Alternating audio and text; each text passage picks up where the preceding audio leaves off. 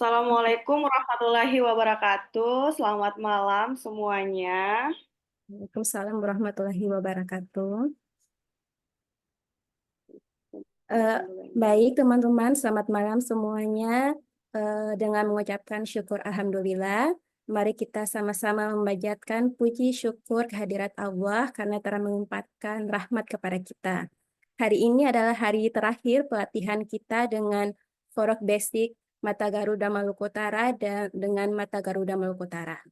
Teman-teman, mungkin ada beberapa yang sudah tahu nama saya, tapi izinkan saya perkenalkan diri lagi. Perkenalkan, nama saya Vivin Salim, Award di LPDP Batch 2 2023, dan melanjutkan studi di Universitas Indonesia dengan program studi Magister Ilmu Akuntansi.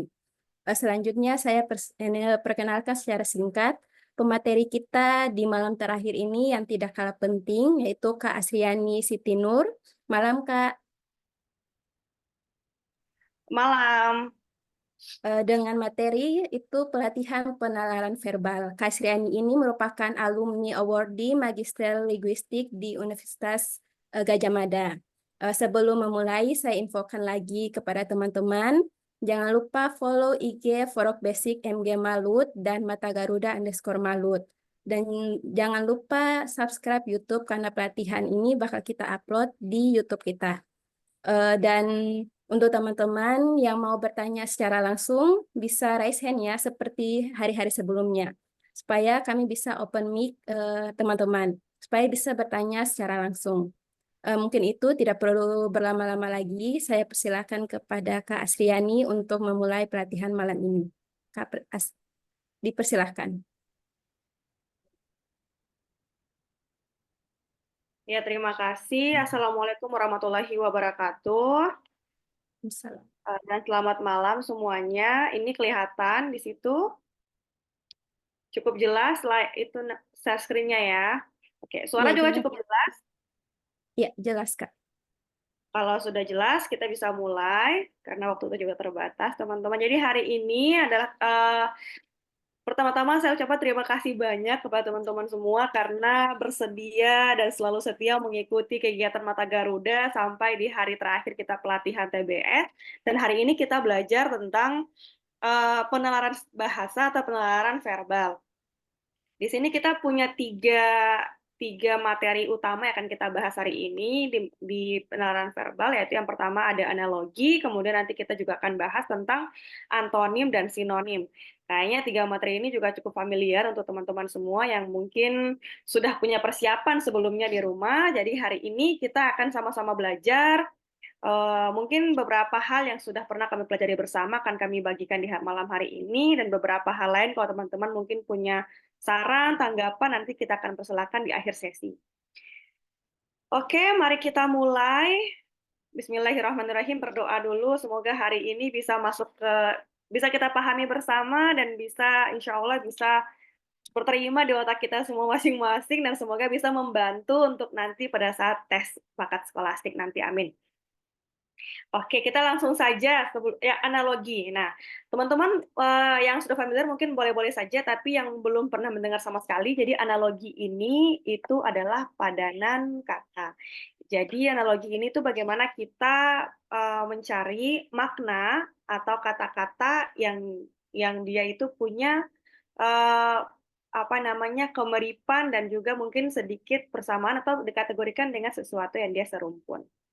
Nah, untuk bisa memahaminya bersama-sama, kita langsung saja melihat contohnya, karena biasanya orang akan lebih paham kalau langsung aksinya atau contohnya ya, ketimbang kita menjelaskan per definisinya. Oke, yang pertama kita langsung saja ke analogi.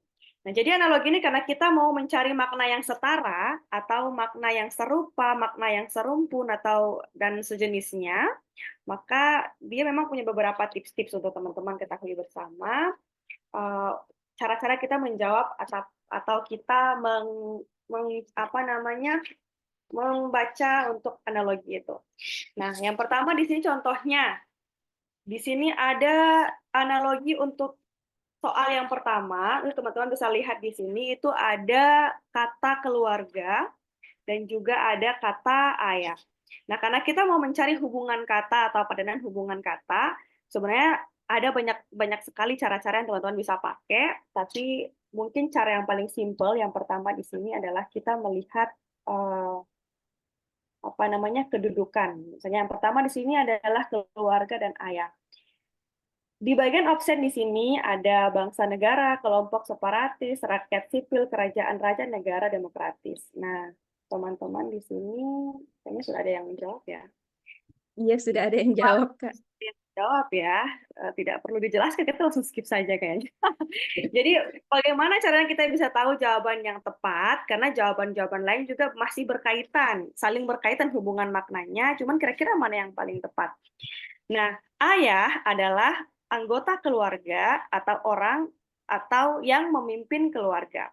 Sementara di bawah sini berarti kita harus mencari posisi kedua, kata kedua yang kira-kira dia mempunyai posisi yang sama untuk bisa kita padu-padankan dengan optionnya. Jadi misalnya kalau di sini negara, negara ini kan bukan objek yang akan memimpin ya, karena dia itu justru wadahnya, berarti bukan. Kita eliminasi untuk option A. Kemudian B, separatis. Separatis juga dia bukan objek yang akan memimpin, tapi dia itu adalah uh, apa namanya gambaran sifat gitu. Jadi dia kita skip juga atau kita eliminasi. Sipil. Sipil juga adalah jenis dari objek. Jadi misalnya kayak rakyat sipil atau apa sipil. Jadi dia bukan bagian dari objek itu sendiri. Makanya kita skip. Kita skip juga. Nah, raja. Raja di sini masih bagian dari objek yang kira-kira itu bisa kita pakai untuk memimpin. Kemudian demokratis itu adalah sebuah bentuk kata sifat dan jadi tidak bisa kita pakai. Nah, di sini yang kemungkinan ada tuh cuman option D, yaitu raja. Kalau kita cocokkan dengan maknanya di sini, raja itu dia memimpin sebuah kerajaan. Dia posisinya sama dengan ayah. Ayah memimpin sebuah keluarga. Jadi itu yang disebut dengan analogi, yaitu hubungan kata yang memiliki makna. Hubungan makna kata yang kira-kira dia itu beranalogi atau dia itu serumpun, setara, atau dia serupa lah posisinya gitu.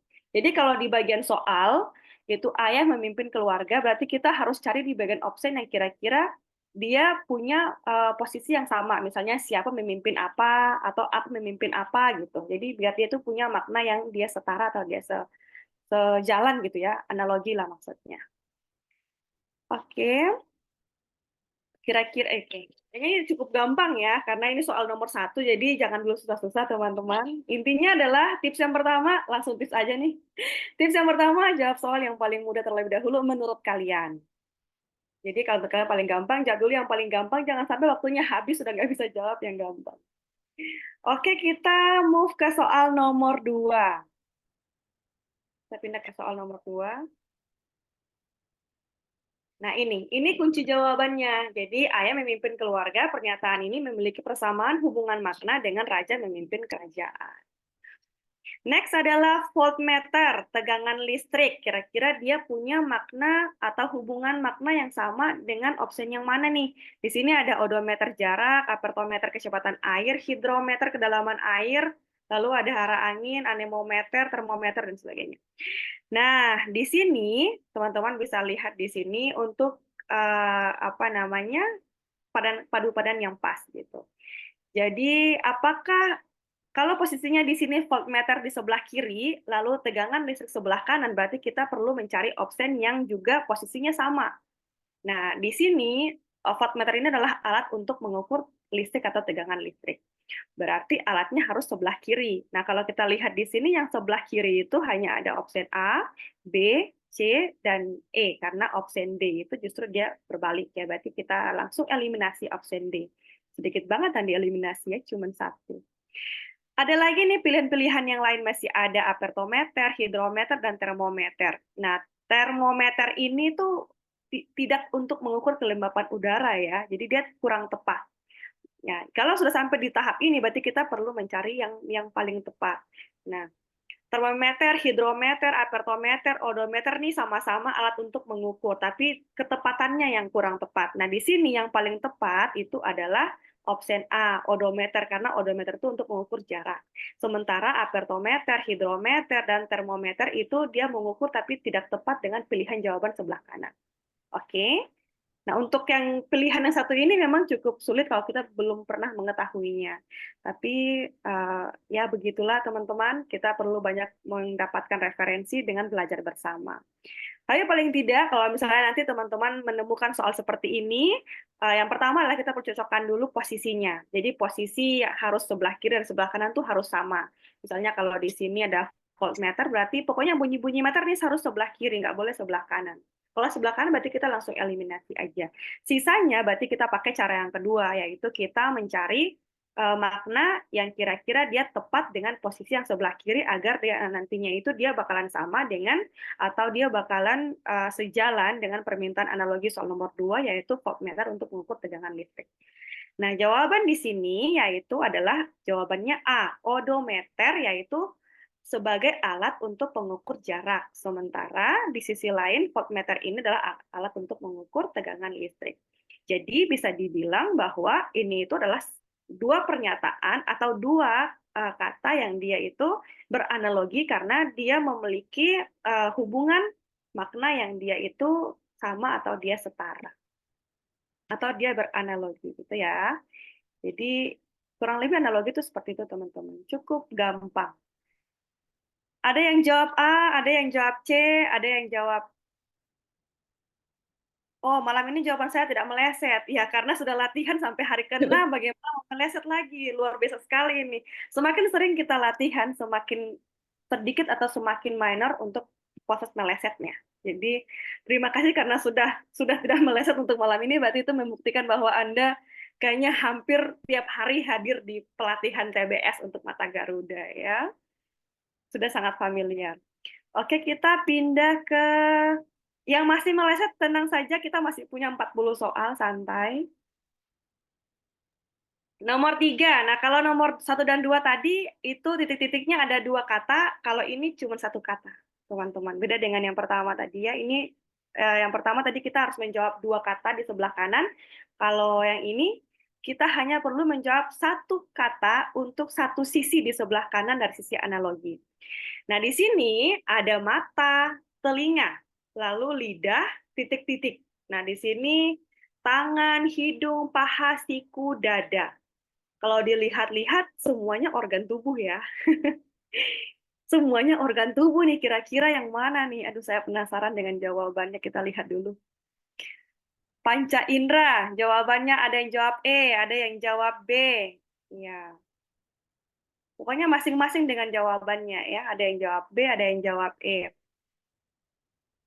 Jadi di sini mata, telinga, lidah, dan titik-titik. Ya, panca indera. Memang masih masuk panca indera, tapi yang paling tepat adalah jadi mata itu dekat dengan telinga sejajar secara horizontal.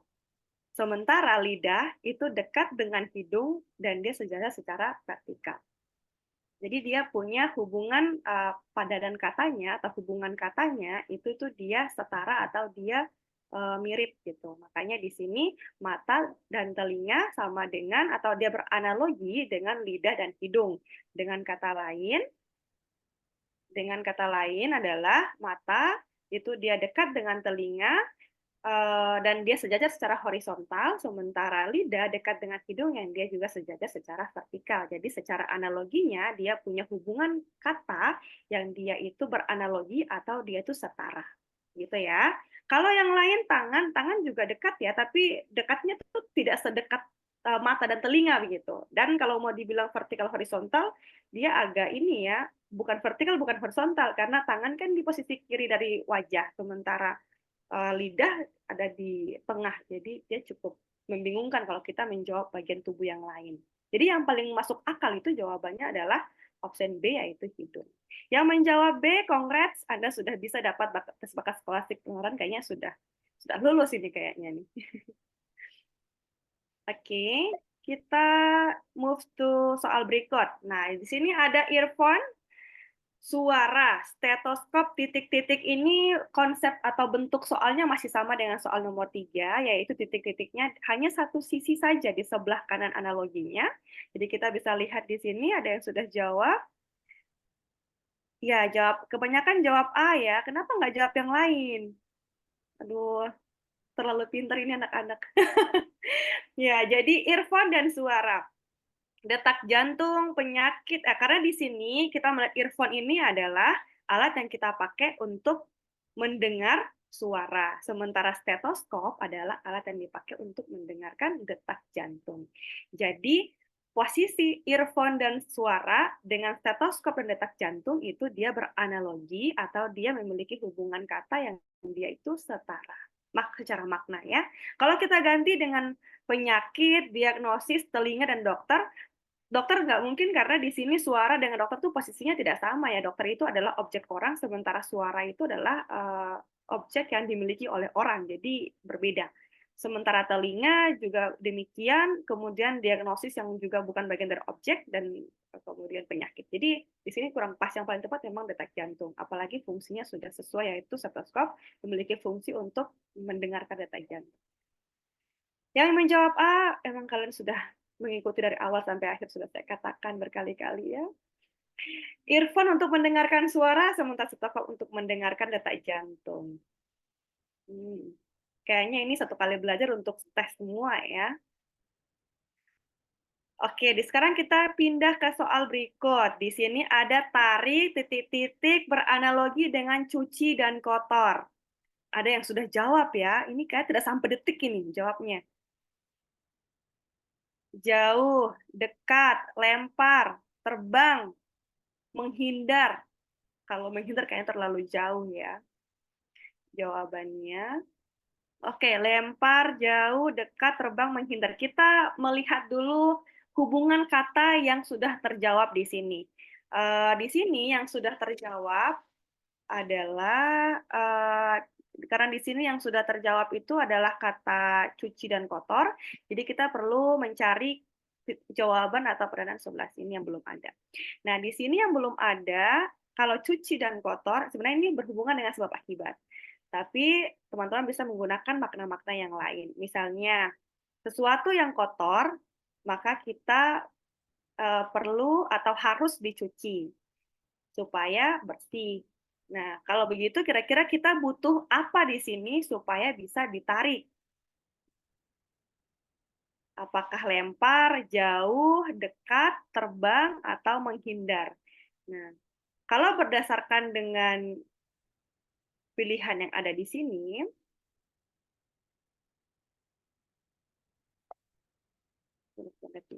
sorry, nah, di sini sesuatu yang kotor itu harus dicuci supaya bersih, sementara itu sesuatu yang jauh harus ditarik supaya dekat. Ini yang jawab option B ini kayaknya sudah pernah belajar ya tentang materi ini, atau mungkin sudah sering membaca materi analogi.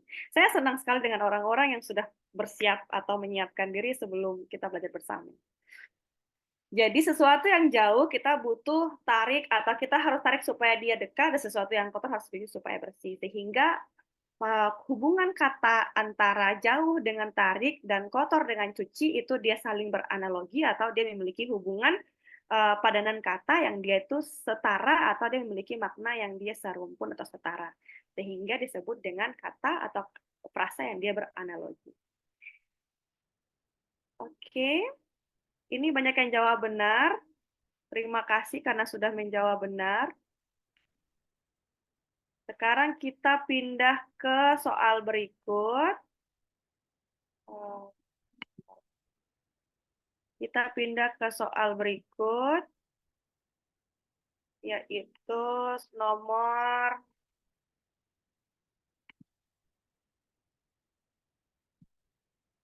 6 ya. 6. Nah, di sini nomor 6, ini masih bisa dipahami, masih mirip-mirip ya, cuma posisinya beda. Kalau tadi posisinya sebelah kanan yang kosong, sekarang posisinya sebelah kiri yang kosong. Nah, ini. Hewan titik-titik beranalogi dengan makanan dan bakso. Nah, sudah ada yang jawab ya. Tidak sampai detik, ini bahkan lebih cepat dari kecepatan kita menarik nafas. Banyak yang menjawab D, ya karena D beda sendiri ya. Oke, mari kita lihat analoginya. Apakah benar D? Kita lihat jawabannya di sini. Apakah benar D? Iya benar ya teman-teman. Jadi bakso adalah jenis makanan, sementara sapi adalah jenis hewan. Kalau kita hubungkan dengan yang lain, mawar adalah jenis hewan, tidak mungkin. Air jenis hewan tidak masuk akal. Udara apalagi. Kenyang lebih tidak masuk akal. Tapi kadang orang itu terkecoh karena melihat di sini ada bakso makanan sehingga ditaruh di sini kenyang begitu. Jadi jangan sampai terkecoh teman-teman karena ini bukan apa namanya step by step kata, tapi ini adalah hubungan atau analogi kata ya. Jadi kalau bakso adalah jenis makanan, makanya kita harus mencari kata yang kira-kira bisa menjawab kata jenis hewan supaya dia itu serumput atau dia itu setara. Jadi di sini yang paling tepat adalah sapi atau option D. Oke, banyak yang menjawab benar. Sekarang kita pindah ke soal berikut. Kalau sekarang yang nomor 7 ini tuh dia punya 3 analogi. Nah, 3 kata, 1 analogi. Kalau tadi kan 2-2, sekarang 3. Tembakau, rokok, isap. Kira-kira dia beranalogi dengan kata yang mana di sini? Ada gandum, roti makan, ada kulit sepatu kaki, plastik sisir rambut, ada beras, nasi, jamur, teh, susu, dan minum. Mari kita lihat opsinya. Ada yang menjawab A. Ini AA berikut ini ikutin AA yang sebelumnya atau bagaimana nih? Karena perasaan kalau satu menjawab D, semua D gitu ya. Oke, tembakau, rokok, isap. Gandum, roti, makan. Nah, kita perlu melihat padanan kata yang kira-kira dia itu pas atau dia itu sesuai posisinya dengan posisi yang sebelah kiri. Kalau yang sebelah kiri tembakau, kemudian rokok, kemudian isap. Berarti di sini kata kerja cuma satu ya, cuma isap saja. Sementara dan posisinya di posisi ketiga. Kalau kita lihat dari opsi A, B, C, D, dan E, itu yang menjadi kata kerja itu cuma opsi A, opsi D, dan opsi E. Berarti opsi B dan C kita langsung eliminasi ya, karena sudah pasti salah. Karena posisinya kaki dan rambut itu bukan kata kerja. Oke? Sekarang adalah tersisa cuma opsi A, D, dan E. Beras, nasi, jemur. Teh, susu, minum. Gandum, roti, makan. Nah, kalau kita lihat di sini tembakau, rokok, isap. Tembakau adalah bahan baku utama yang dipakai untuk membuat atau memproduksi rokok. Nah, kalau kita lihat di opsi sini, teh susu adalah satu jenis yang sama, jadi dia tidak saling saling apa namanya, dia bukan bagian dari satu dengan yang lain. Jadi teh bukan bahan baku susu, begitupun sebaliknya. Sementara beras dan nasi ini masih masuk. Jadi kita eliminasi yang opsi E, tersisa A dan D. Nah, kalau di sini tembakau adalah bahan baku yang dipakai untuk membuat rokok, dan rokok itu dinikmati dengan cara diisap, berarti kita mencari posisi atau padanan kata yang kira-kira dia beranalogi atau dia itu punya hubungan makna yang dia itu setara. Nah, kalau beras akan dibikin menjadi nasi dan dinikmati dengan cara dijemur, sepertinya kurang tepat ya, karena jemur itu sebuah proses satu lagi sebelum dinikmati. Sementara di sini ada gandum. Kita punya posisi A gandum, yaitu gandum untuk membuat roti dan dinikmati dengan cara dimakan. Jadi dia sudah saling beranalogi, artinya posisinya harus dia pas gitu. Jadi meskipun opsi D juga benar, tapi opsi A yang paling tepat. Karena dia tepat dalam artian posisinya juga pas, maknanya juga dia setara. Begitu ya. Karena kalau kita memilih jawaban, kita perlu memilih jawaban yang paling tepat. Oke, sebelum kita masuk ke sinonim, jadi teman-teman, untuk analogi, jadi di antara penalaran verbal 3 bagian ini, yaitu apa namanya, analogi, sinonim, dan juga antonim. Analogi ini adalah bagian dari penalaran yang masih termasuk bisa kita pahami dan bisa kita jawab dengan cepat, karena analogi ini menggunakan kata-kata atau kosakata yang masih kita pakai sehari-hari atau kita setiap hari kita jumpai. Sementara sinonim dan antonim itu dia sedikit berbeda dan sedikit lebih sulit dibandingkan dengan analogi, karena sinonim antonim itu biasanya itu mereka menggunakan kata-kata yang jarang kita jumpai dalam kehidupan sehari-hari atau jarang kita pakai. Kecuali teman-teman mungkin yang memang sering membaca tulisan-tulisan ilmiah atau mungkin tulisan-tulisan yang zaman dahulu kala, karena biasanya mereka menggunakan kata-kata yang itu kira-kira jarang dipakai oleh kita dalam kehidupan sehari-hari maupun dalam memakai bahasa untuk kita dalam berakademi dan sebagainya. Nah, ini contoh. Jadi sinonim ini kalau berbeda dengan analogi kata, kalau analogi tadi itu kita mencari hubungan makna kata yang dia setara dengan posisi kiri dan posisi kanan. Kalau yang sinonim ini yang sekarang kita mau masuk di sini itu adalah bagaimana kita mau melihat hubungan atau makna kata yang dia itu sepadan atau hubungan kata yang sepadan. Jadi kita akan mencari padanan kata atau makna yang sepadan. Makna yang sama atau makna yang dia mirip ya gitu. Tapi bukan kata yang sama, maknanya yang sama ya. Jadi maknanya yang sepadan. Oke, sekarang kita pindah ke satu kata yang pertama yaitu distorsi. Distorsi, kira-kira ada yang sudah menjawab? Saya sangat penasaran. Distorsi. Nah, distorsi ini, oke, ada yang jawab A, ada yang jawab B, ada yang jawab, oke, di sini baru A dan B, C, D, dan E belum ada ya. Distorsi, penyimpangan, penurunan, penjelasan, perbaikan, penggabungan. Oke.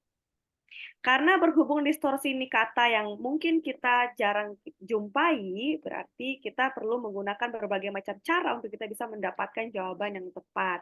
Bagi yang sudah sering membaca mungkin bisa mendapatkan jawaban yang tepat. Nah, distorsi di sini ada pilihan-pilihannya ada banyak macam-macam, ada penyimpangan, ada penurunan, penjelasan, perbaikan, penggabungan. Nah, cara yang pertama di sini akan kita pakai adalah kita akan mengeliminasi kata-kata yang dia itu saling memiliki hubungan kata yang sama. Lalu eliminasi yang kedua adalah kita akan menggunakan pemilahan-pemilahan.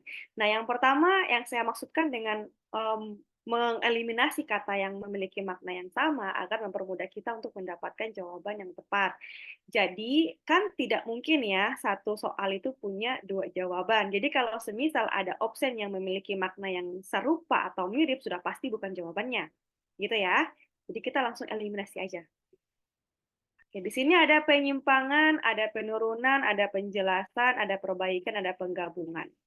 Kira-kira yang mana nih yang paling tepat?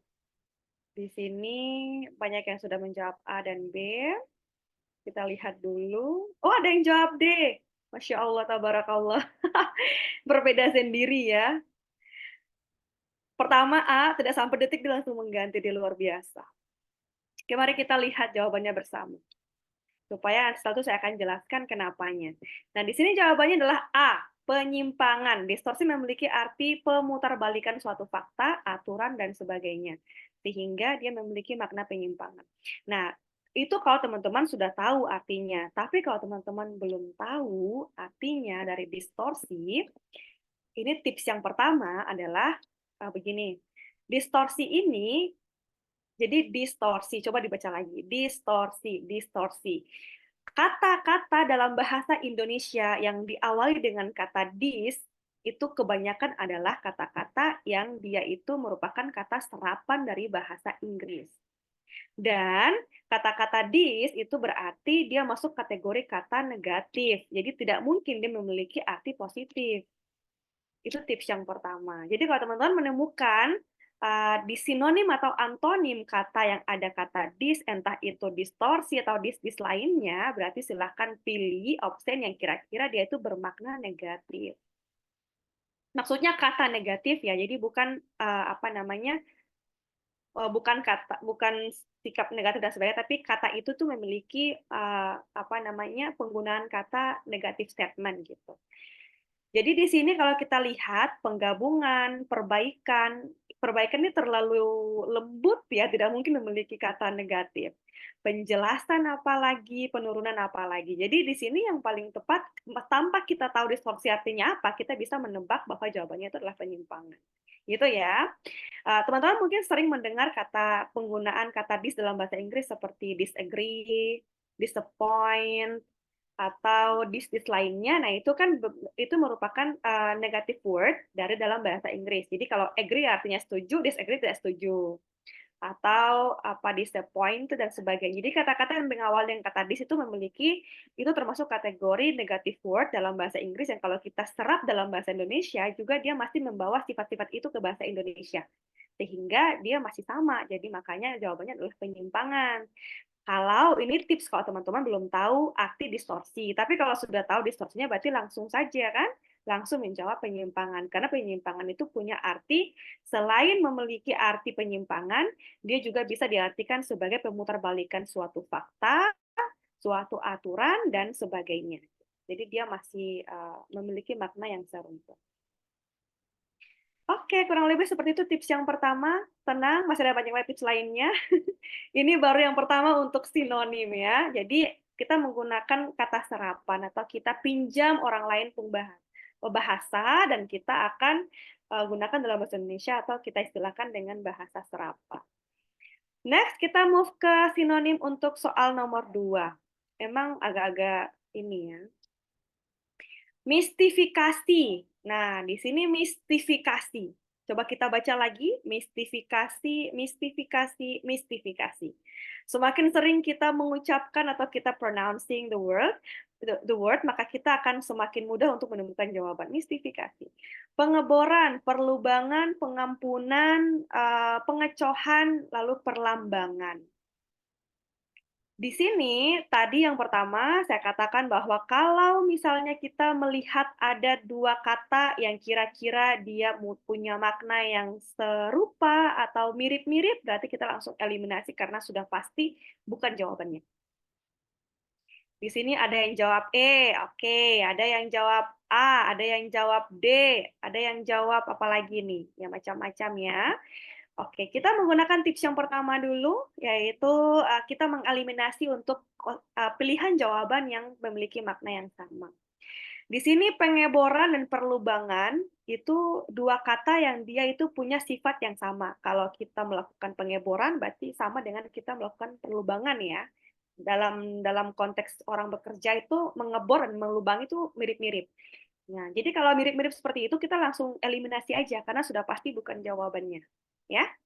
Jadi itu tuh hanya hanya hanya apa sih namanya jawaban yang ditaruh aja buat membuat kita bingung. Jadi makanya ini memang uh, kita langsung eliminasi. Kita pilihan cuma ada 3 yaitu C, D, dan E.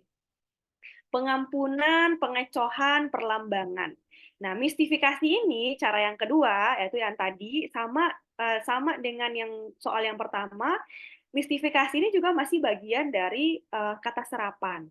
Kata serapan dari kata mist, yang artinya, pernah dengar kata-kata mistik? Sesuatu yang tidak benar atau penipuan, pembohongan, ya itu mistik. Nah, kalau dia diubah dalam kata sifat, dia menjadi mistifikasi. Atau dalam bahasa Inggris disebut dengan mystification. Dari kata dasar mist, yang artinya sesuatu yang bukan fakta. Jadi di sini yang dia sesuai dengan mistifikasi di antara C, D, dan E hanya opsi D yaitu pengecohan. Biasanya kan kita sering sebut pengecoh gitu. Atau pembohongan atau penipuan. Jadi kalau jawaban di sini bukan pengecohan, kita bisa pilih yang lain yaitu pembohongan, penipuan. Yang jelas itu sesuatu yang dia bukan fakta atau dia tidak benar karena dia masih kategori mistik atau mistifikasi tadi. Gitu ya. Kadang kan kalau kita dengar mistifikasi kan agak-agak kurang familiar. Makanya teman-teman nanti boleh membagi menjadi syllable. Jadi misalnya mistik dengan apa namanya ifikasi. Jadi dalam bahasa Inggris itu kita bagi menjadi mis dan juga ification. Nah, jadi di sini kita bagi menjadi misidentifikasi supaya kita bisa menemukan jawabannya. Jadi mistik dan juga fikasi. Jadi mistikifikasi gitu.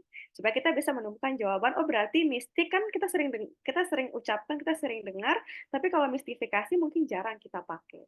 Jadi kalau teman-teman yang mungkin baru pertama kali membaca sebuah kata dalam sinonim, boleh menggunakan cara-cara kita bagi per syllable atau kita bagi per suku kata, atau yang kedua tadi kita eliminasi opsen-opsen yang kira-kira dia itu punya makna yang serupa, mirip, atau sama, lalu kita sisakan supaya opsinya itu semakin kerucut begitu, semakin sedikit, baru kita nanti akan menentukan jawaban tuh lebih mudah atau lebih tepat.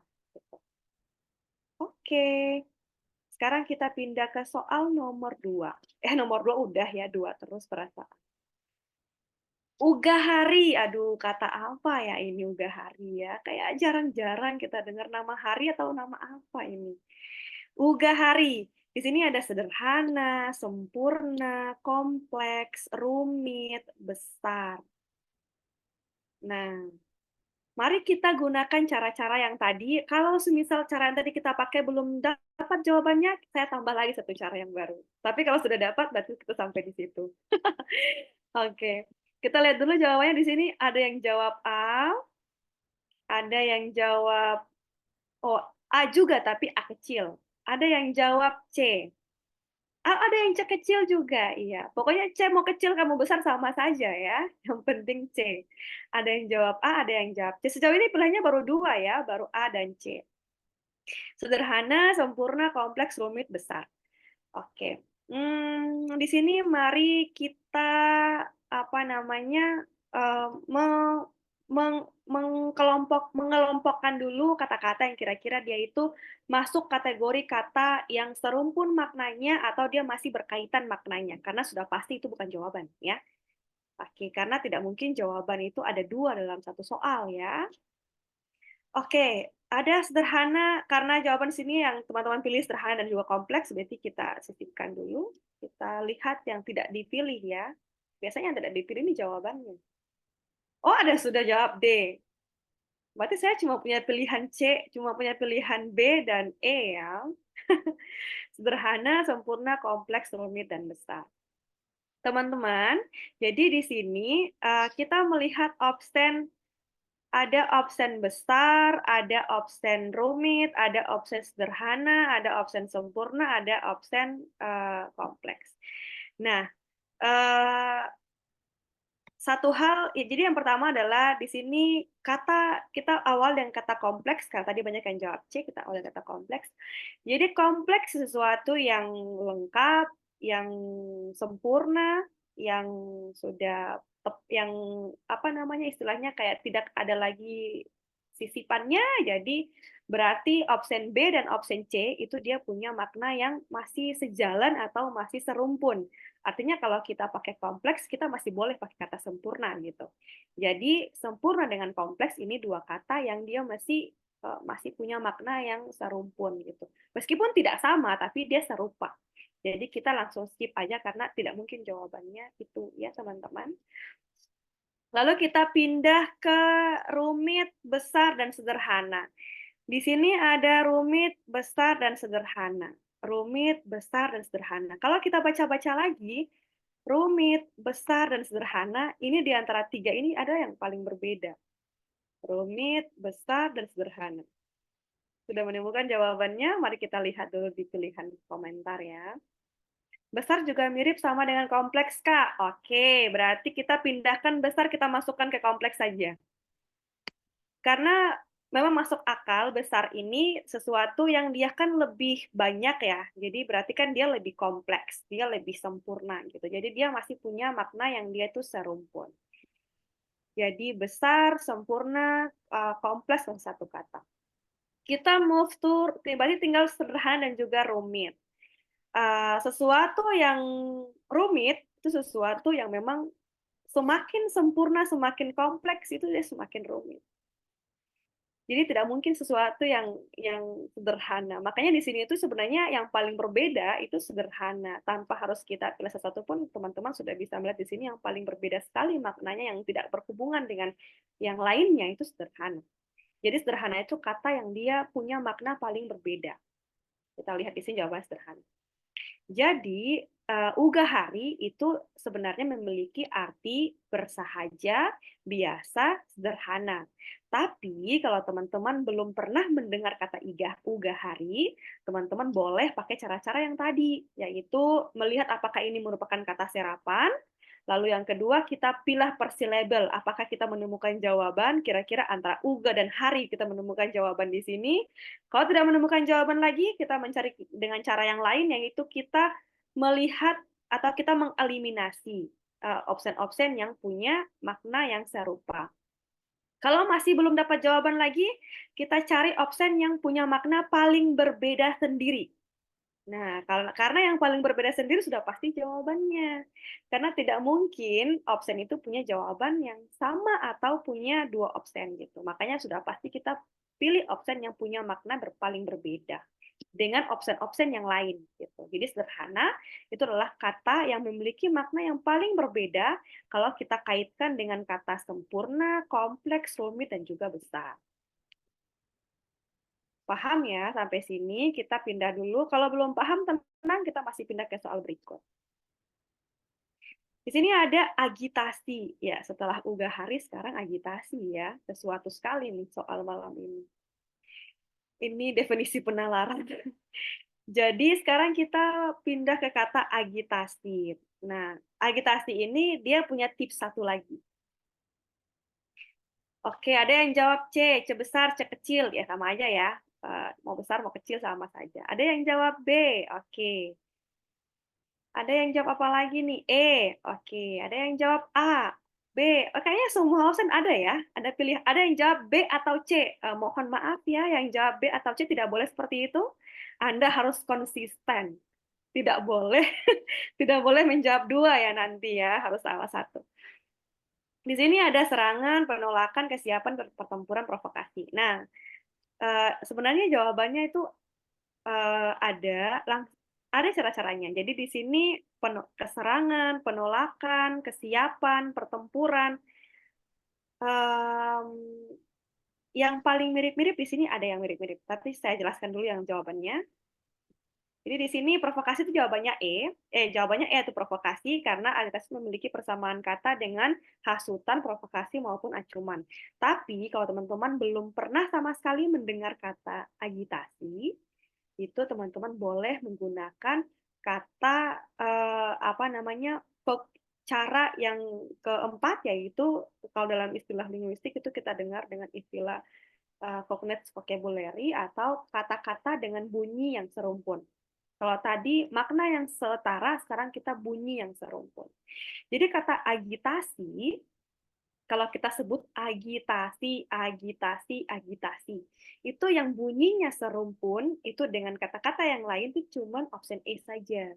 Cuman provokasi, karena serangan, penolakan, kesiapan, pertempuran itu dia tidak mirip bunyi secara cognates-nya. Gitu. Tapi ini tips untuk cognates word saja. Ini tidak berlaku untuk semua kata ya, teman-teman. Ini berlaku kalau misalnya teman-teman mungkin sudah tidak menemukan jawaban sama sekali, atau kira-kira ketika menggunakan tahapan ini tuh bisa mendapatkan jawaban, boleh dipakai. Nah, ini dalam istilah linguistik itu disebut dengan cognates vocabulary atau kata-kata serumpun dengan bunyi yang serupa. Nah, cognates vocabulary ini itu disebut dengan kata-kata serumpun di mana orang-orang atau para linguis itu ketika mereka mengesahkan sebuah kata, itu mereka akan mempertimbangkan kata itu dengan kata-kata sekitarnya. Sehingga dia pasti punya bunyi yang mirip-mirip gitu. Makanya kenapa sampai kita boleh menggunakan tahapan atau tips ini, karena memang ini sudah dijelaskan oleh para pakar juga, teman-teman. Jadi ini bukan sesuatu yang diada-adakan. Iya, betul sekali. Jadi kayak suffix, prefix, roots itu memang dalam bahasa Inggris ya. Dalam bahasa Indonesia juga punya roots juga, punya suffix dan juga punya prefix juga. Makanya para linguis itu mereka pasti membuat kata-kata itu yang dia punya cognates-nya atau dia punya hubungannya. Jadi kalau kita dalam sehari-hari, nanti kalau kalian setelah materi malam ini, nanti kalian boleh untuk membuat list kira-kira kata-kata mana yang bunyinya mirip-mirip tuh pasti di satu rumpun, satu model atau satu bagian gitu. Oke. Jadi kurang lebih seperti itu tipsnya. Tapi kalau teman-teman sudah tahu katanya, berarti langsung saja dijawab agitasi atau memiliki arti yaitu provokasi, hasutan maupun ancaman. Next adalah proteksi. Proteksi ini adalah paling gampang ya, karena proteksi ini adalah kata serapan bahasa Inggris yaitu kata protect, yang berarti apa teman-teman? Iya benar sekali. Di sini banyak yang jawab B, yaitu yang berarti perlindungan. Kata pengawalan, pengawasan, penjagaan, pengamanan juga punya makna yang mirip-mirip dengan kata perlindungan. Tapi karena proteksi ini adalah kita menyerap bahasa orang yang artinya perlindungan, maka ketika kita pindahkan ke bahasa Indonesia pun dia punya makna yang harus kita bawa sifat-sifatnya ke sini, yaitu perlindungan. Makanya proteksi memiliki arti perlindungan karena dia kata serapan. Next adalah kata prasetya. Nah, kata prasetya ini teman-teman boleh menggunakan cara yaitu kita membagi per suku kata yaitu pra dan setya. Banyak yang jawab, oke, ada yang jawab B, ada yang jawab E, oke. Prasetya. Nah, prasetya, prasasti, ikrar, piagam, usulan, ingkar. Karena jawaban sini cuma dua, itu ikrar dan juga ingkar. Oke, ikrar dan juga ingkar. Prasetya, kalau setia saya tidak perlu jelaskan ya, teman-teman sudah tahu apa itu kata setia. Tapi kata pra di sini, oh ada yang jawab C juga ternyata piagam. Oke. Nah, kita lihat jawabannya di sini teman-teman. Jawabannya adalah ikrar. Prasetya memiliki arti ikrar, janji, komitmen, niat. Nah, bagaimana cara kita mengetahuinya kalau teman-teman belum tahu? Kita bagi per silabel. Jadi kata pra dan setia. Kata setia di sini berarti kita akan selamanya, kita akan selalu bersama dan macam-macam lah pokoknya. Nah, kata prasetya di sini teman-teman bisa mendapatkan jawabannya ikrar karena biasanya sebelum orang membuat janji setia dan sebagainya itu pasti ada ikrar, ada niat, ada komitmen, ada janji. Nah, makanya disebut dengan prasetya itu adalah ikrar.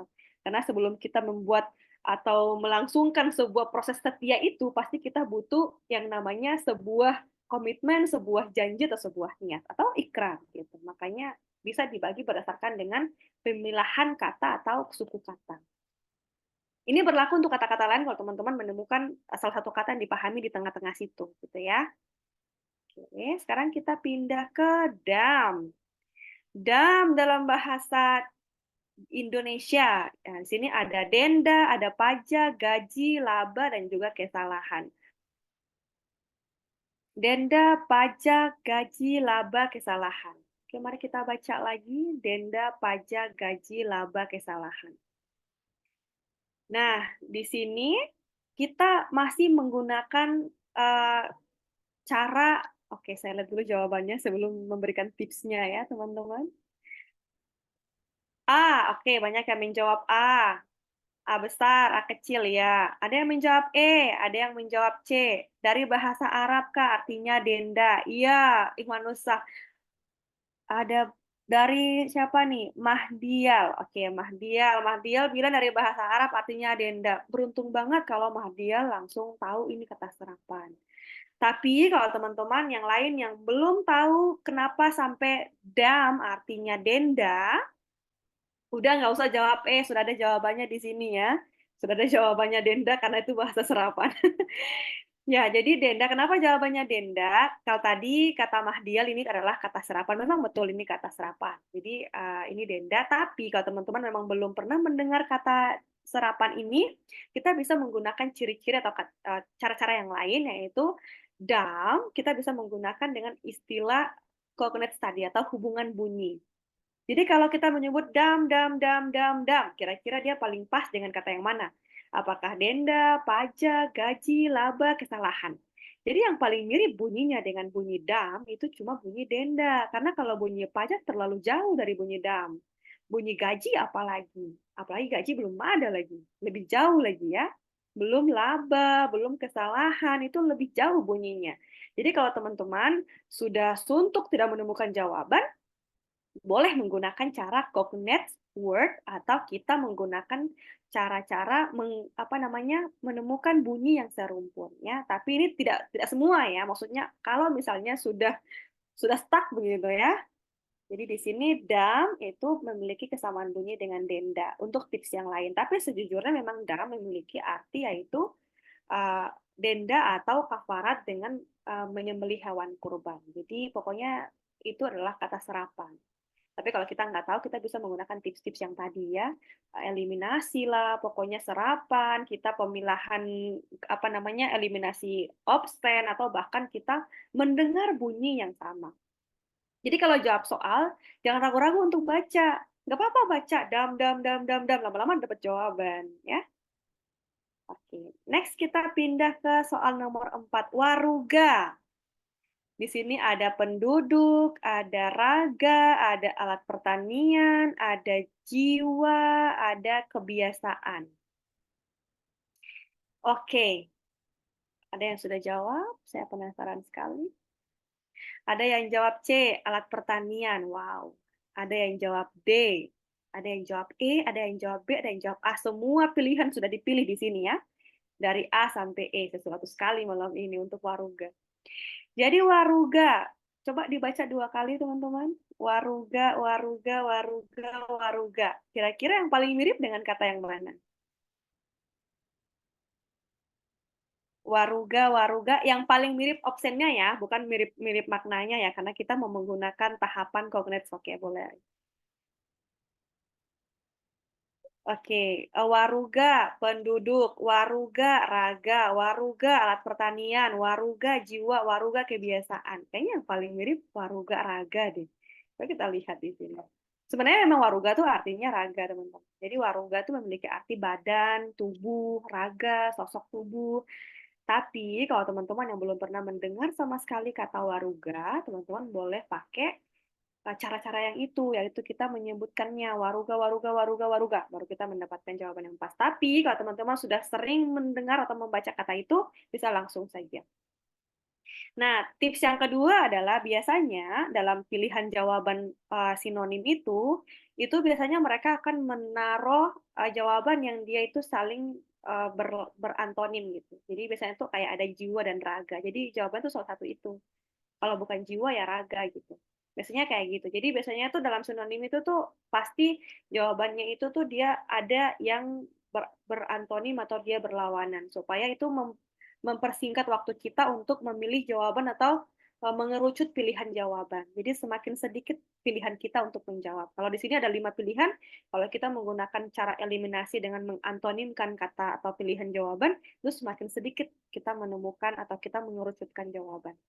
Tapi kalau sudah menemukan jawaban antara raga dan jiwa, masih belum dapat jawaban yang tepat, kita bisa pakai cara tadi, yaitu kita menggunakan bunyi. Ya.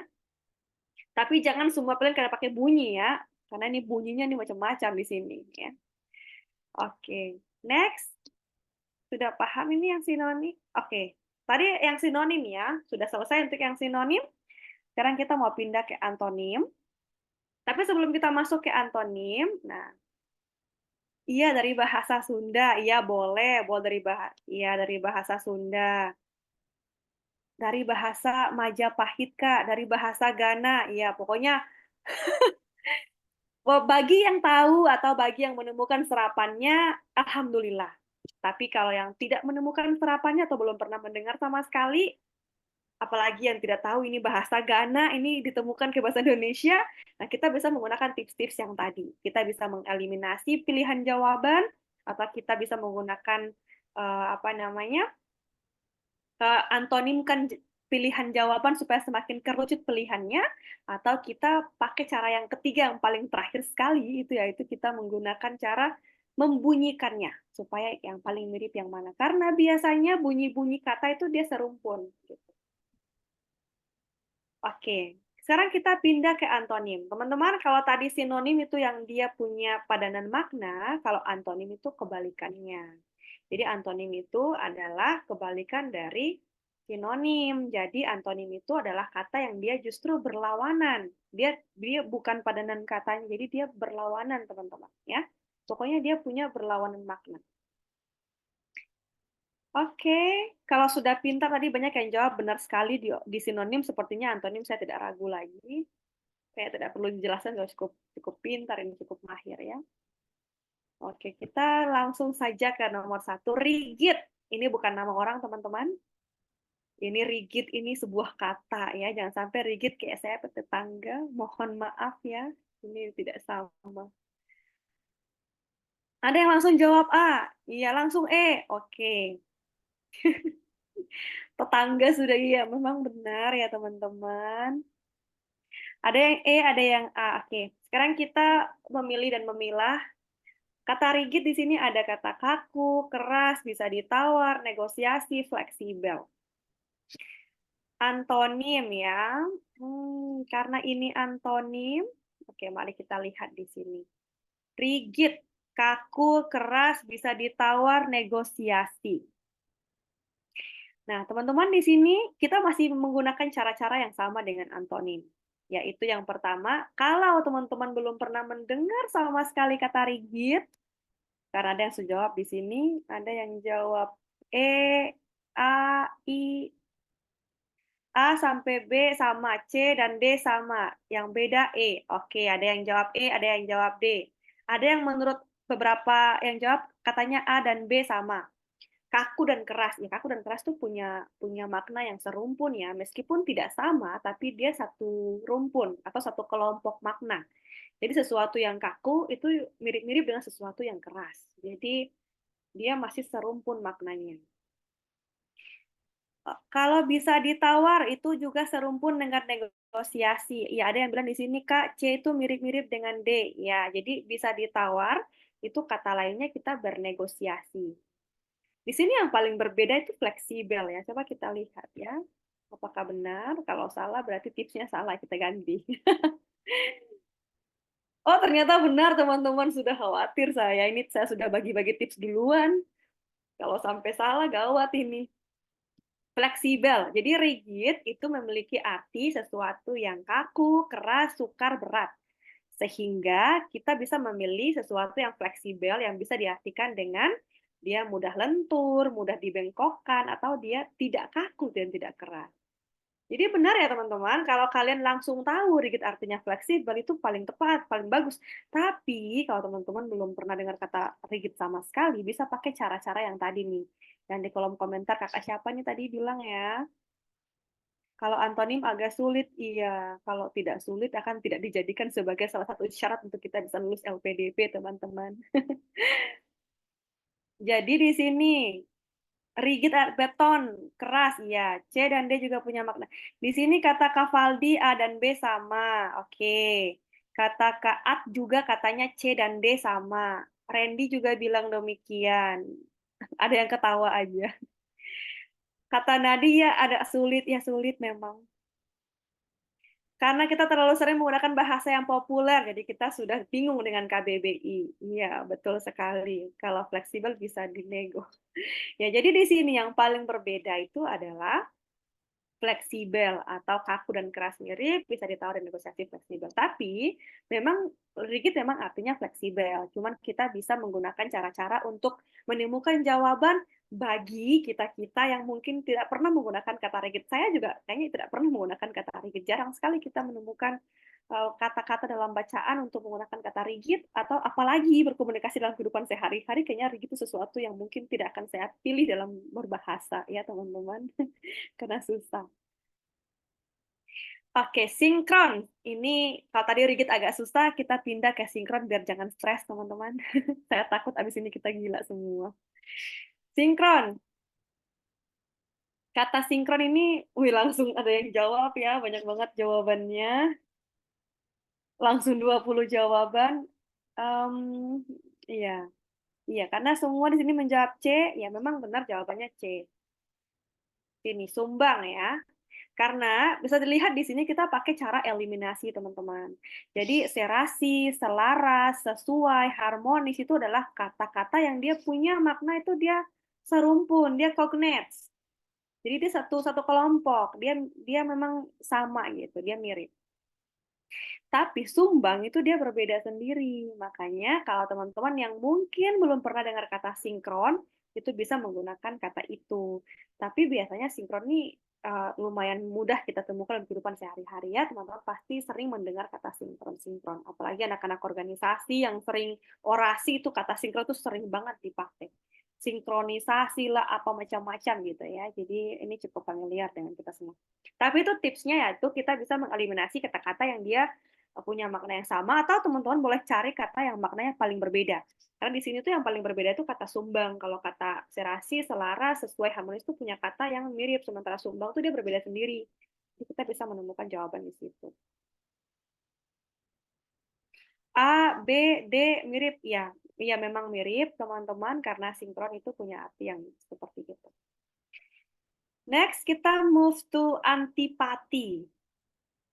Antipati, antipati, antipati. Kita baca dulu ya. Antipati. Oke. Lalu di sini ada apatis, peduli, simpati, acuh, benci. Apatis, peduli, simpati, acuh, benci. Antipati. Oke, ada yang sudah jawab? C, E. Oke, ada yang jawab E. Ya, ada yang jawab B. Oke. A, iya, sesuatu ya. A, C. Ini tidak ada yang pilih D. Ya, berarti kita langsung eliminasi saja D ya, karena tidak dipilih ya. Kalau dari 91 orang yang tidak memilih D, berarti sepertinya memang kita langsung eliminasi saja. Apatis, peduli, simpati, benci. Oke. Tadi kita punya macam-macam cara menjawab soal sinonim dan antonim. Nah, di sini teman-teman bisa, jadi sebenarnya cara kata anti itu dalam bahasa Indonesia itu sesuatu yang dia itu masuk kategori negative word atau kata-kata negatif ya. Maksudnya dia kata-kata yang dia itu berlawanan.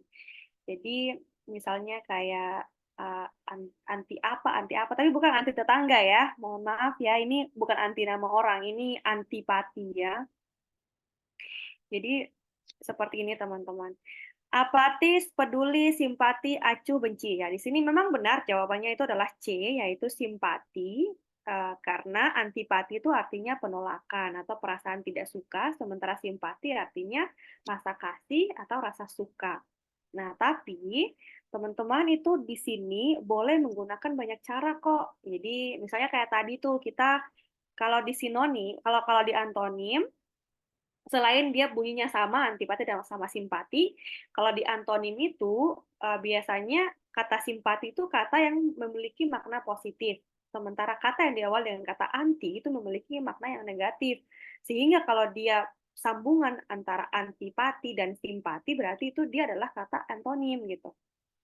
Itu berlaku juga dengan kata-kata anti yang lain, entah anti bom atau anti apa, pokoknya yang jelas kata-kata anti yang lainnya itu pokoknya kata anti itu berarti dia masuk kategori negative word, jadi dia pasti berlawanan dengan kata-kata yang dia punya makna positif gitu. Tapi di sisi lain, teman-teman yang belum pernah mendengar kata antipati bisa menggunakan cara yang tadi, yaitu kata-kata yang bunyinya mirip. Jadi kalau antipati dengan apatis, dengan peduli, dengan simpati, dengan acuh, dan dengan benci, itu yang paling mirip itu simpati. Jadi teman-teman tinggal langsung menjawab simpati. Kalau tidak tahu sama sekali antipati, gitu ya. Tapi kalau sudah tahu atau sudah bisa langsung dipisah antipati dan simpati, boleh-boleh saja. Jadi banyak cara menuju Roma, teman-teman. Acuh itu artinya peduli, Kak. Masyarakat sering salah paham soal artinya. Acuh juga artinya peduli. Iya, betul. Acuh artinya peduli, tak acuh baru artinya tidak peduli, ya. A dan B itu antonim, jadi hapus. A dan B antonim jadi hapus. D dan E itu sinonim. Kalau tidak salah ya. Kalau tidak salah sudah jawab tapi tidak yakin. Oke. Jadi di sini acuh dengan peduli itu memiliki makna yang serumpun. Benar sekali teman-teman. Jadi di sini itu langsung kita eliminasi saja karena dia sudah serumpun. Tapi kata simpati, meskipun kadang orang menggunakan kata simpati untuk mengemukakan perasaan pedulinya, tapi simpati itu memiliki kata kita apa namanya turut merasakan atau kita bersimpati, kita merasa kasih, kita merasa suka gitu. Jadi dia sedikit berbeda dengan peduli dan acuh. Peduli ini tidak selalu tentang kita juga ikut merasakan suka gitu. Gitu ya. Oke. Jadi apa namanya? Apatis, peduli, acuh, benci dan kita langsung eliminasi, tersisa adalah simpati. Oke, next kita move to rivalitas. Nah, rivalitas di sini kita masih boleh pakai cara yang sama dengan antipati tadi. Kalau antipati kita pisahkan antara anti dan pati, di sini kita juga bisa pisahkan nih antara rival dan itas. Jadi rival itu kan artinya lawan atau musuh. Nah, itu artinya hal-hal yang berkaitan dengan rival berarti kita langsung eliminasi atau kita skip aja, gitu ya. Jadi rivalitas gitu, rivalitas. Karena rival ini artinya lawan atau musuh, atau berarti kata-kata yang berkaitan dengan itu atau kata-kata rival kan berarti kan dia berlawanan ya. Berarti kita perlu mencari yang sebaliknya. Nah, sengketa, bertentangan, ego, caci maki, persesuaian. Oke, di sini jawabannya adalah persesuaian atau D. Oke, di komentar juga banyak yang menjawab D. Semuanya D. Iya, benar sekali. Karena rivalitas memiliki arti pertentangan, permusuhan, perlawanan, sehingga yang paling tepat di sini tuh persesuaian. Teman-teman bisa pakai cara yang tadi, yang saya bilang apa namanya positif negatif word. Jadi di sini kalau rivalitas, rival kita menemukan kata rival itu adalah musuh yang kira-kira dia lebih condong ke arah negatif word, berarti kita langsung mengeliminasi kata-kata yang dia kira-kira punya makna negatif word juga. Misalnya kayak caci maki, bertentangan, ego, sengketa. Ini kan kata-kata yang dia punya makna negatif word ya. Nah, yang paling positif di sini cuma persesuaian. Nah, kita tinggal langsung pilih persesuaian. Kalau teman-teman belum pernah mendengar kata rivalitas, atau kalau kalian tidak tahu kata rival.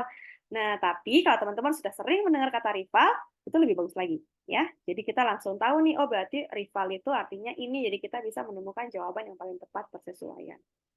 Karena biasanya soal-soal dalam antonim sinonim itu kata-kata yang kita jarang temui. Jadi kita bisa menggunakan berbagai macam cara.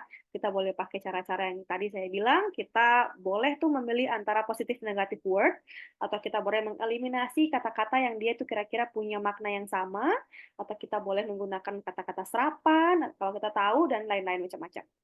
Nah, tapi untuk soal nomor 4 rivalitas ini, kita bisa menggunakan cara yang tadi, yaitu positif negatif word atau kata yang dia paling berbeda sendiri maknanya. Kalau caci maki, pertentangan, ego, persengketaan itu dia masih masuk kategori satu rumpun satu rumpun kata yang dia masih memiliki makna negatif word, sementara persesuaian itu dia beda sendiri, yaitu dia positif sendiri. Gitu ya. Tapi di sisi lain memang rivalitas itu memiliki arti yaitu pertentangan, permusuhan, perlawanan, dan juga persesuaian. Sehingga yang paling tepat itu adalah persesuaian karena dia yang paling antonim. Dan dia antonim gitu ya maksudnya. Sekarang sporadis. Tuh, benda apa ini? Sporadis. Ada yang sudah pernah dengar kata sporadis? Sekedar info, rival juga nama tetangga saya. Iya, kebetulan juga nama tetangga saya juga. Jangan-jangan musuhnya juga nih rival nih, makanya ditemukan di sini ya. Oke. Sporadis, ada yang jawab surat tanah bukan, Kak? Ya, belum tahu ya, kita belum tahu nih. Surat tanah atau surat apa gitu ya.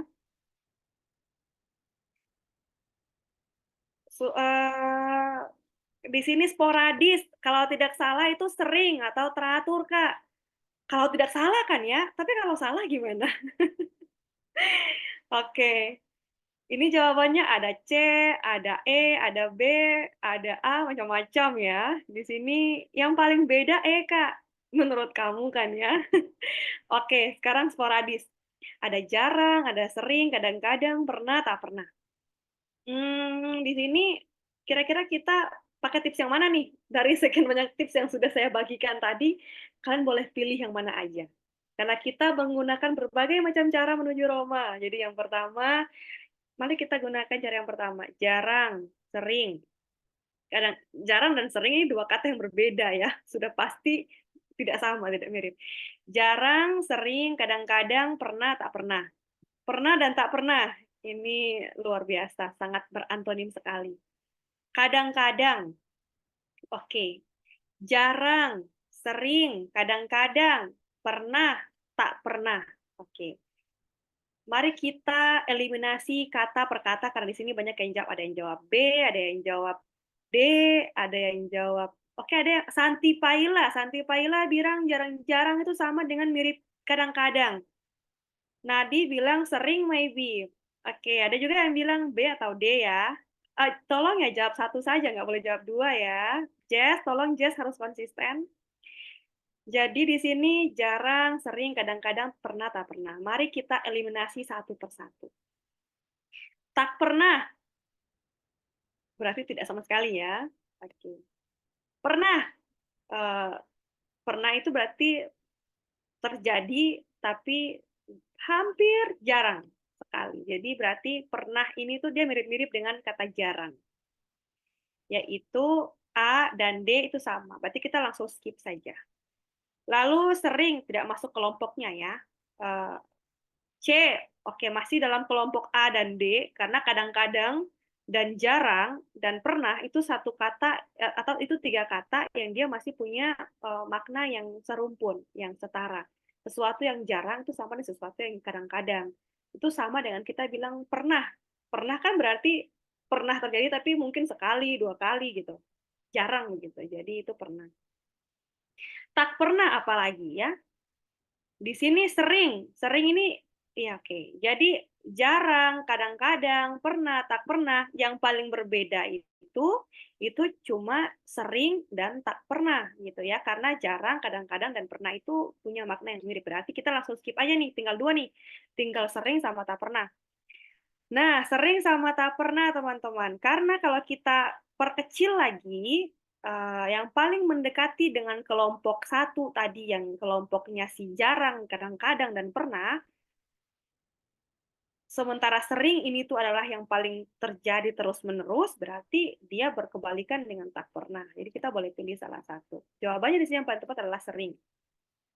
Karena sporadis itu memiliki makna menebar, jarang terjadi, berpencar-pencar, sehingga antonimnya adalah sering.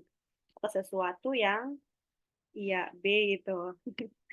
Benar sekali. Jadi karena sporadis memiliki makna dia menebar atau dia menyebar, berpencar-pencar, sehingga antonimnya itu adalah sering. Karena kalau jarang, kadang-kadang, pernah, tak pernah, itu dia masih satu rumpun makna. Sementara sering itu sesuatu yang dia berbeda ya, dia berbeda dengan jarang, dia berbeda dengan kadang-kadang, dia berbeda dengan pernah, dia berbeda dengan tak pernah apalagi. Jadi sering itu punya makna yang paling berbeda dibandingkan dengan kata jarang, kadang-kadang, pernah maupun tak pernah. Makanya kita menggunakan cara yaitu mencari option dengan pilihan jawaban yang maknanya itu paling berbeda. Kalau kita tidak atau kalau kita belum pernah mendengar kata sporadis gitu ya. Karena biasanya optionnya itu menggunakan kata-kata yang kita sering jumpai. Soalnya saja yang pakai kata-kata yang kita susah atau kita jarang jumpai.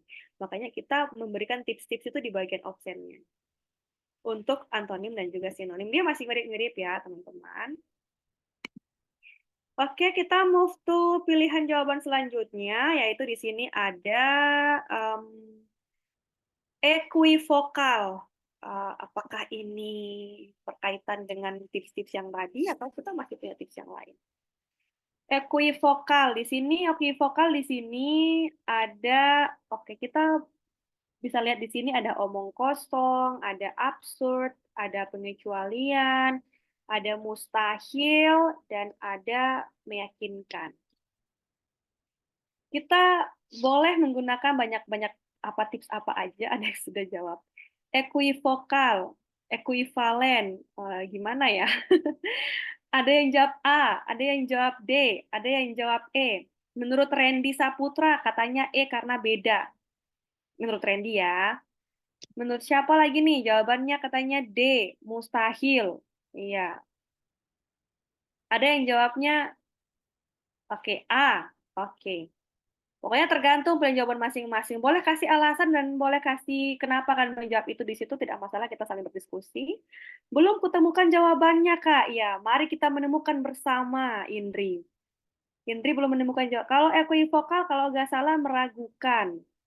Kalau nggak salah, menurut Valdi ya. Karena beda dengan yang lain, Kak. Oke. Apa ya kira-kira ya? Omong kosong, absurd, pengecualian, mustahil, meyakinkan. Oke, omong kosong, absurd, pengecualian, mustahil, meyakinkan. Kita baca sekali lagi, omong kosong, absurd, mustahil, pengecualian, meyakinkan. Oke. Makin sering kita baca optionnya, makin cepat kita menemukan jawaban. Omong kosong, absurd, pengecualian, mustahil, meyakinkan. Di sini yang omong kosong, absurd itu adalah dua kata yang dia masih punya rumpun makna. Dia masih punya makna negative word. Pengecualian juga, mustahil juga, meyakinkan sesuatu yang dia punya kata berbeda sendiri. Nah, that's why jawabannya meyakinkan di sini. Dan gitu ya.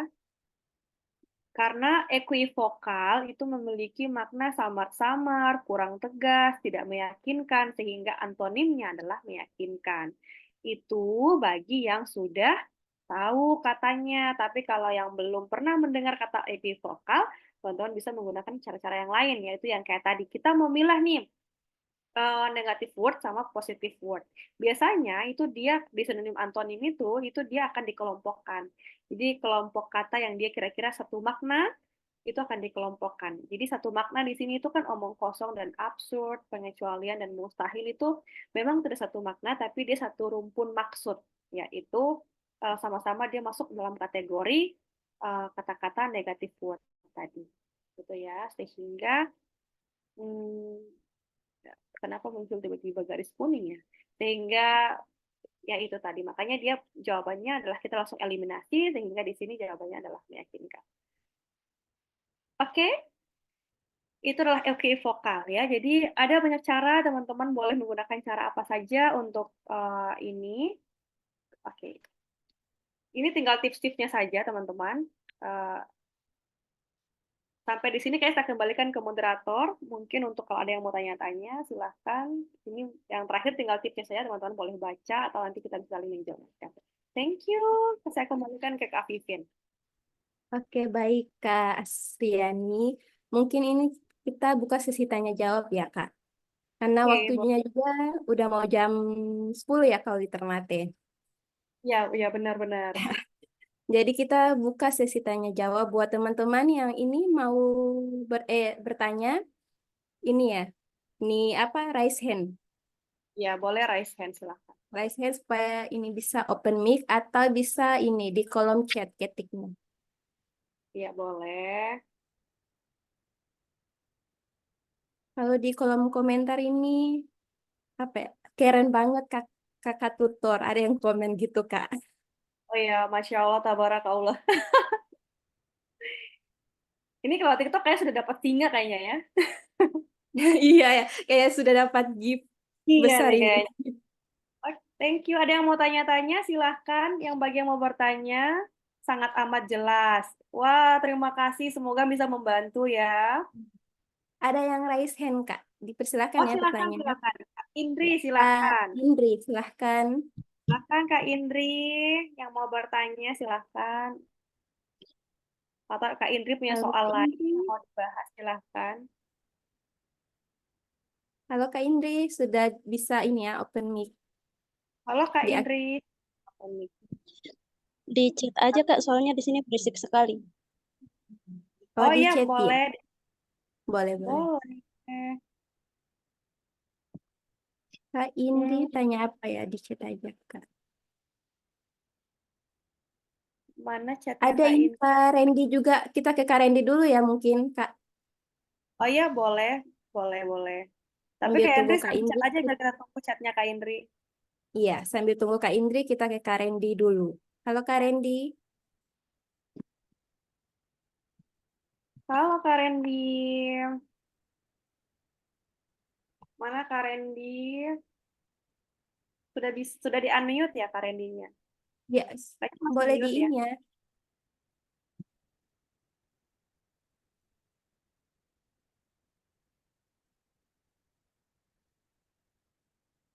Kalau Kak Randy bisa ini ya, klik OK jika ini saya kirim ini unmute, X to unmute. Diterima ya Kak Randy. Silahkan Kak Randy.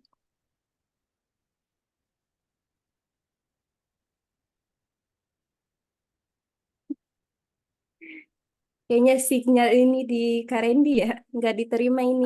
Atau kalau signalnya jelek, boleh ini, boleh apa namanya? Boleh chat juga nggak apa-apa. Hmm. By the Terus way, yang chat tadi Kak Kak Indri Indri juga belum, nggak ada ya? itu juga belum ada ini ya, belum ada chatnya ya. Iya. Tapi masih aktif ya, maksudnya masih masuk dalam Zoom kita ya. Mau lihat tipsnya Kak? Oke, setelah ini kita langsung bagikan tipsnya. Sudah ada di sini kok, tenang saja.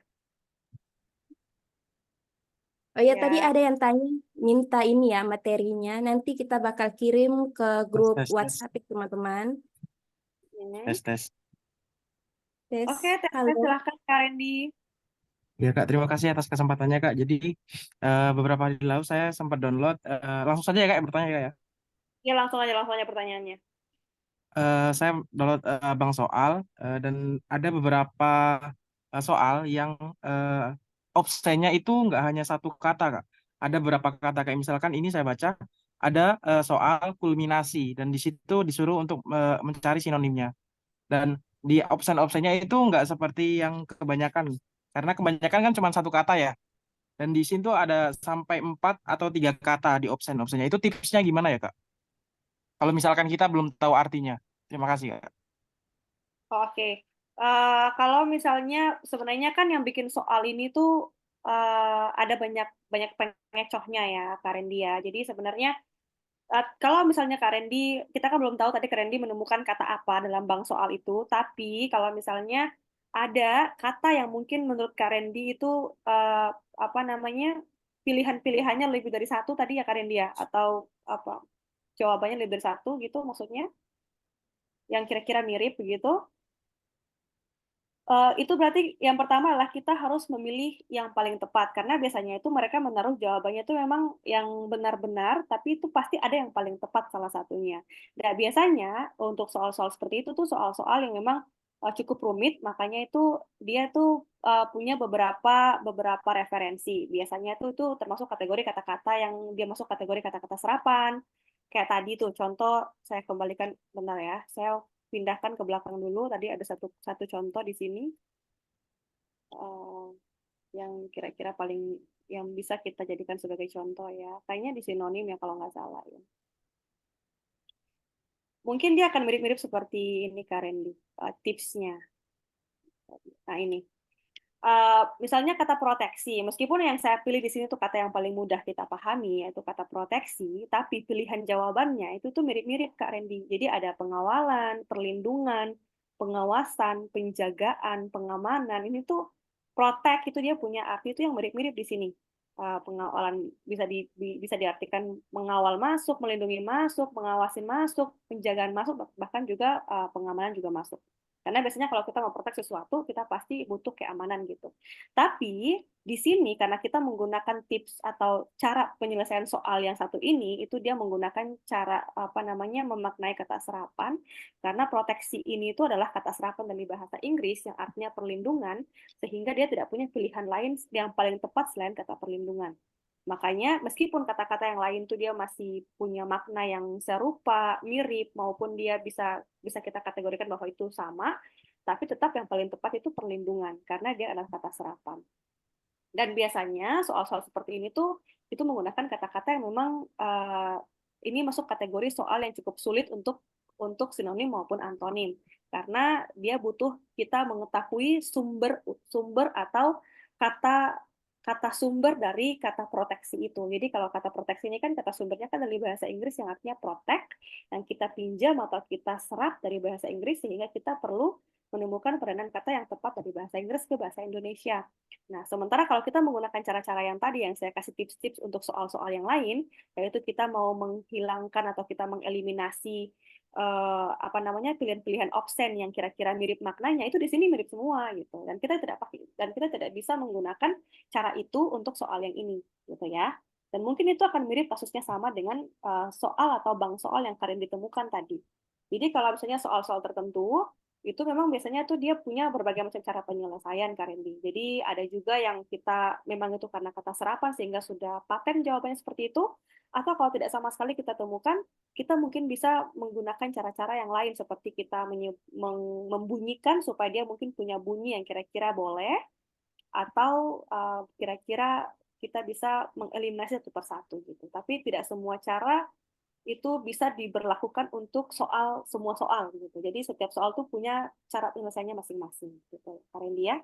Jadi mungkin seperti itu Karendi untuk beberapa tipsnya. Tapi tips paling utama adalah kita harus perbanyak bank kata untuk sinonim sama antonim karena biasanya kata-kata yang dipakai di sinonim sama antonim itu kata-kata yang jarang kita temukan atau biasanya itu kata-kata yang lawas atau kata-kata zaman dahulu biasanya. Jadi kalau teman-teman paling bagus kayak Karendi bikin tadi ada bank soal atau kalau teman-teman sering boleh download buku-buku TPA atau buku-buku lainnya di di Google atau di mana saja itu nanti ada bank untuk sinonim sama bank kata untuk antonim. Itu dari abjad, jadi dibikin alfabet ini. Jadi ada dari A sampai Z itu sudah dipisah-pisah untuk sinonim antonim perbendaharaan kata gitu. Itu biasanya ada di buku-buku fisiknya. Tapi saya nggak tahu teman-teman bisa menemukan yang itu atau enggak. Contohnya kayak gini, ini kan buku yang saya pakai untuk belajar ya. Ini adalah TPA Bappenas. Di buku ini tuh dia punya tuh perbendaharaan kata-kata sinonim antonim yang biasanya dipakai dalam penggunaan soal-soal gitu. Jadi kalau teman-teman mau lebih banyak perbendaharaan katanya, sebenarnya tips utamanya tuh lah teman-teman harus banyak membaca kata-kata antonim sama sinonim yang sudah dibendaharakan. Tapi kalau tidak menemukan atau kalau waktunya terbatas, boleh pakai tips-tips yang tadi yang sudah saya bagikan. Jadi mungkin seperti itu ya, Karendia. Terima kasih Baik, banyak Kak. untuk. Oke. Mungkin mengingat waktu Kak Asriani, mungkin kita langsung masuk ke tipsnya aja. Boleh? Kayaknya mungkin Kak Indri karena tidak ada pertanyaan, jadi Iya. Kak Indri kayaknya sudah hilang ya. Ya, nanti Kak Indri boleh chat aja atau DM kalau misal nanti masih membutuhkan jawaban dari saya untuk pertanyaan yang kira-kira belum terjawab di sini. Kita langsung ke tips-tips aja. Sebenarnya ini bukan tips gimana-gimana ya teman-teman. Ini sama dengan yang tadi sudah saya jelaskan, cuman ini saya rangkum aja lagi supaya dia lebih mudah dipahami. Jadi di sini tuh saya rangkum menjadi 7 tipsnya, yaitu yang pertama adalah eliminasi, yaitu tadi bagaimana kita mengeliminasi kata-kata yang kira-kira dia bersinonim dalam obsen atau dia berantonim dalam obsen untuk menemukan jawabannya. Jadi kalau kita menemukan kata-kata yang bersinonim, berarti kita langsung eliminasi. Atau kalau kita menemukan kata-kata yang berantonim, berarti itu salah satu jawabannya di situ. Atau yang kedua adalah kata serapan. Kata serapan ini biasanya tuh tidak banyak, tapi biasanya sering dipakai juga dalam soal sinonim sama antonim, meskipun tidak banyak tapi sering dipakai. Gitu. Dan bukan cuma bahasa serapan Indonesia, Inggris saya teman-teman, tapi juga kadang tuh ada serapan bahasa Arab, kayak tadi yang di kolom komentar dibilang, ada juga bahasa serapan Belanda, dan macam-macam karena kita bekas negara jajahan, makanya memang kita punya banyak sekali bahasa serapan. Tapi seiring berjalannya dengan waktu, tim-tim atau para linguis tuh mulai perlahan-lahan itu mengganti kata serapan dengan bahasa Indonesia yang baku.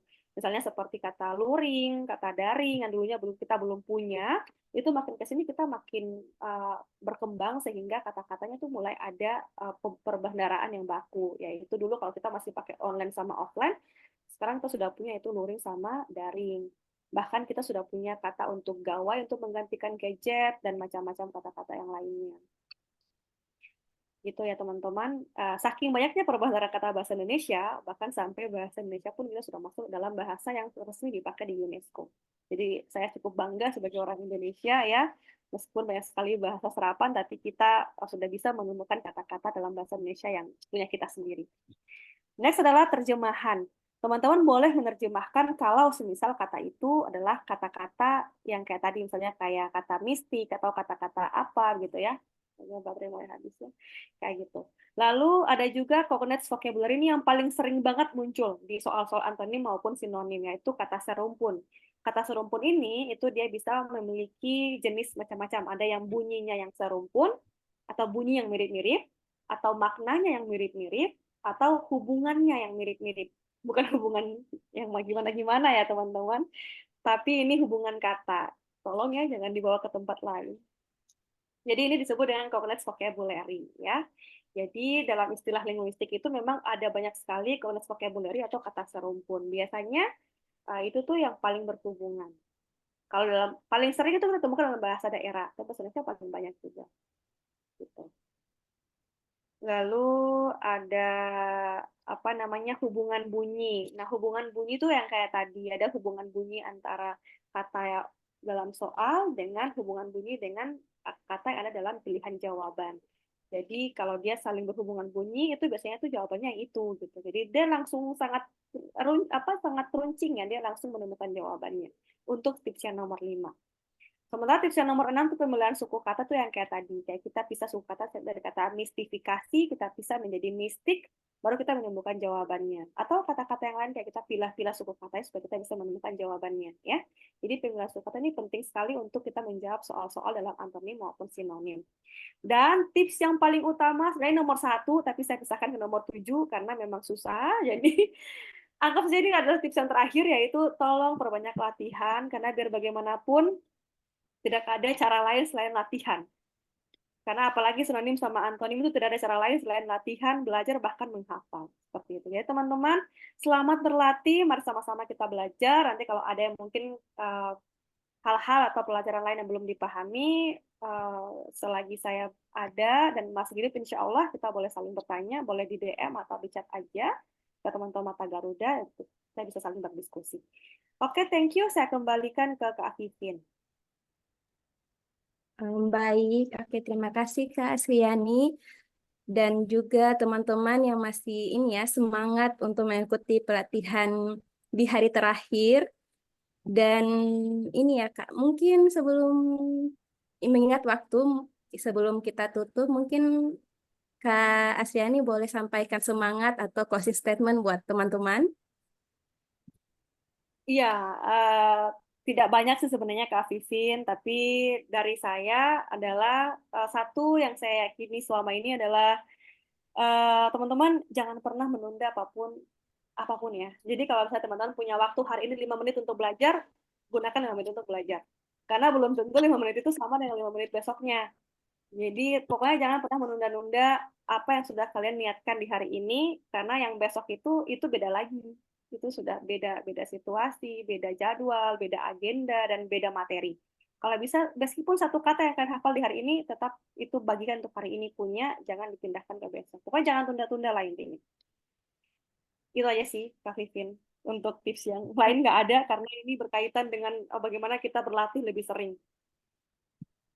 Mbak Dewi, terima Oke, kasih terima banyak untuk antusiasnya kasih. malam ini. Saya sangat senang, apalagi reviewnya di kolom komentar sangat luar biasa. Ini yang paling terakhir juga menjelaskan, bilang ternyata saya bisa simpulkan bahwa materi pengelolaan verbal cukup sulit. Ya, meskipun terlihat mudah, tapi sebenarnya Ya, sedikit sulit.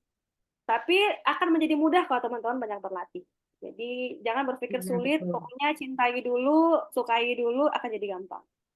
Oke, thank you Kak Vivin. Oke, terima kasih untuk Kak Sriani dan teman-teman. Sekali lagi, sebelum saya tutup, mengingat waktu, teman-teman jangan lupa follow Instagram Forok Basic Mata Garuda Malut Malut dan Instagram Mata Garuda Maluku Utara, serta jangan lupa subscribe YouTube karena video pelatihan ini bakal kita upload di YouTube ya teman-teman. Jadi supaya bisa mengulang lagi belajar sebelum hari HTBS teman-teman bisa nonton dan belajar kembali. Dan materi-materi pelatihan kita bakal dikirim di grup WhatsApp. Mungkin itu saja dari kegiatan kita malam ini. Saya ucapkan sekali lagi terima kasih. Wabillahi taufiq wal hidayah. Wassalamualaikum warahmatullahi wabarakatuh. Terima kasih Waalaikumsalam teman-teman. warahmatullahi wabarakatuh. Terima kasih.